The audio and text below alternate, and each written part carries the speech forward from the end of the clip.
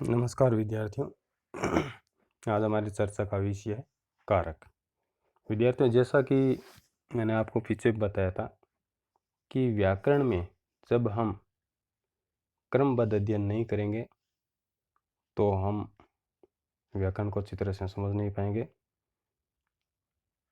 पीछे के जो भी वीडियो बने हैं उनमें से अगर कोई बात आपको समझ में नहीं आई है तो उनको पहले ज़रूर समझें, क्योंकि आगे हमें कुछ बातें ऐसी भी मिलेगी व्याकरण में जो पिछले जो हमने अध्ययन किया उनसे जुड़ी हुई बातें, तो वो चीज़ जब तक हमें समझ में नहीं आएगी अगली बात को हम समझ नहीं पाएंगे।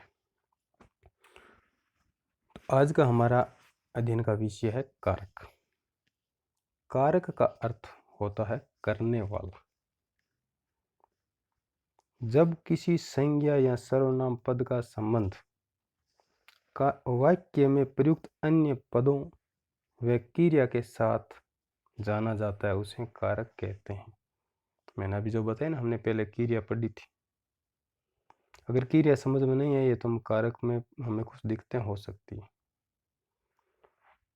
तो विद्यार्थी, इसकी सामान्य परिभाषा को हम समझें तो कारक क्या होता है कि कोई शब्द है, चाहे वो संज्ञा है चाहे सर्वनाम, उस शब्द का, उस पद का हम क्या करते हैं, किसी दूसरे शब्द के साथ अगर उसका संबंध बना रहे हैं तो उसके लिए हमें जिसकी आवश्यकता पड़ती है वो होता है कारक। और ऊपर वाली पंक्ति मैंने सबसे पहले ये लिखा कि कारक का अर्थ होता है करने वाला। हम ऐसा भी कह सकते हैं कि क्रिया को करने वाला कारक कहलाता है। क्रिया को आगे बढ़ाने वाला भी क्या होता है, कारक। जैसे वाक्य दिया मैंने, राम जा रहा है, तो इस वाक्य में राम क्रिया को करने वाला है तो राम क्या हुआ, कारक। आया समझ में? हम ऐसा भी कह सकते हैं कि संज्ञा या सर्वनाम के जिस रूप से उसका संबंध वाक्य के किसी दूसरे शब्द के साथ प्रकाशित होता है उस रूप को कारक कहते हैं। परिभाषा तोड़ मरोड़ करके अलग अलग पुस्तकों में हमें अलग अलग मिलेगी। परिभाषा आपको जो सरल लगे आप उस परिभाषा को याद कर सकते हैं। मेरा उद्देश्य है आपको परिभाषा न रटा करके उस विषय वस्तु को गहनता से समझाना। अब है विभक्ति चिन्ह। यहाँ पर सॉरी, नाम गलत लिखा गया, थोड़ा जल्दबाजी में गलती हो गई।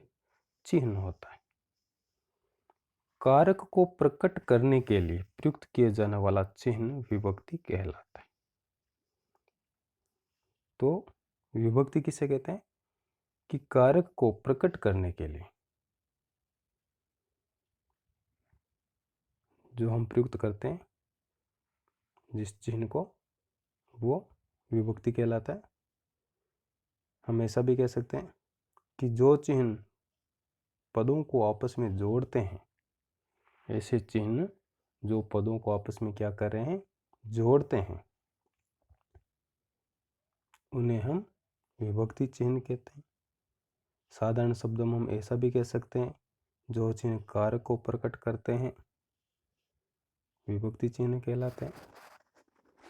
विभक्ति को परसरग भी कहते हैं। परसरग देखो, एक होता है उपसर्ग, एक होता है परसरग। उपसर्ग लगता है शब्द के या पद के पहले और परसरग लगता है शब्द के बाद में। पर का शाब्दिक अर्थ होता है बाद में, सरग का शाब्दिक अर्थ होता है संज्ञा या सर्वनाम।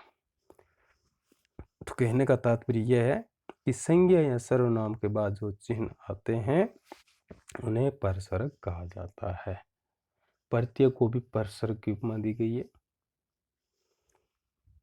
तो आप समझ गए होंगे कि संज्ञा या सर्वनाम शब्द के आगे यानी उसके तुरंत बाद में जो चिन्ह आते हैं उन्हें परसर्ग कहते हैं। हिंदी में कारक के 8 भेद माने, संस्कृत में 6 भेद माने गए, और हिंदी में कारक के कितने भेद माने गए? 8 भेद।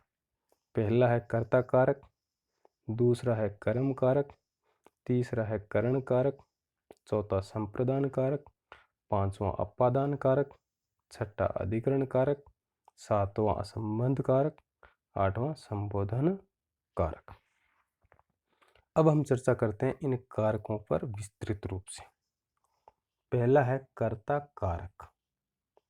इसकी परिभाषा है कि क्रिया को करने वाला कर्ता कारक कहलाता है, अर्थात जिसके द्वारा क्रिया का संचालन किया जाता है उसे कर्ता कारक कहते हैं। वाक्य में जो क्रिया होती है उस क्रिया को आगे बढ़ाने वाला, उस क्रिया को गति प्रदान करने वाला जो पद होता है, जो शब्द होता है, वो कौन होता है? कर्ता।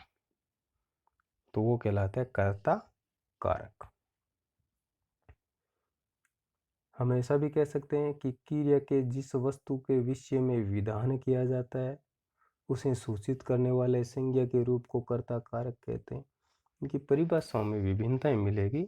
मैंने जहाँ तक प्रयास किया है सरल भाषा में लिखी है, आप इसी परिभाषा को याद करने का प्रयास करना। आगे है कि यह संज्ञा अथवा सर्वनाम भी होता है। तो क्रिया को करने वाला जो कर्ता है ना, वो दो भागों में बंटा होता है। वो संज्ञा भी हो सकता है और वो सर्वनाम भी हो सकता है। संज्ञा किसे कहते हैं आप जानते ही हैं, सर्वनाम किसे कहते हैं आप जानते ही हैं। तो कर्ता हमारे सामने दो रूपों में से किसी रूप में प्रस्तुत हो सकता है, चाहे तो वो संज्ञा रूप में हो चाहे सर्वनाम रूप में। और क्रिया से उसका संबंध होता है, जो करता है ना, चाहे संज्ञा है चाहे सर्वनाम, उसका संबंध किसके साथ होगा? क्रिया के साथ। विभक्ति का प्रयोग सकर्मक क्रिया के साथ ही होता है, वह भी भूतकाल में। अब इसमें विभक्ति के जो चिन्ह लगते हैं ना, इसके बारे में विस्तृत चर्चा करेंगे, हम अगले वीडियो में करेंगे। तो इसकी विशेषता क्या बताइए कि सकर्मक अगर क्रिया है तभी विभक्ति चिन्ह लगेगा और भूतकाल में। जैसे मोर नाच रहा है, इस वाक्य में क्रिया क्या है? नाचना। कौन नाच रहा है? मोर नाच रहा है। तो मोर शब्द संज्ञा है, इसका संबंध किसके साथ है? नाचना शब्द के साथ है। तो संज्ञा का संबंध किसके साथ हो गया? क्रिया के साथ हो गया। तो इस तरह से मोर क्रिया को बढ़ावा देने वाला है, क्रिया को करने वाला है, इसलिए मोर शब्द क्या हो गया? कर्ता कारक। इसी तरह से सोहन ने पुस्तक पढ़ी थी, तो कार्य को करने वाला कौन है? सोहन। तो सोहन शब्द हो गया कर्ता कारक। तो विद्यार्थियों, आज के इस वीडियो में इतना ही। धन्यवाद, नमस्कार।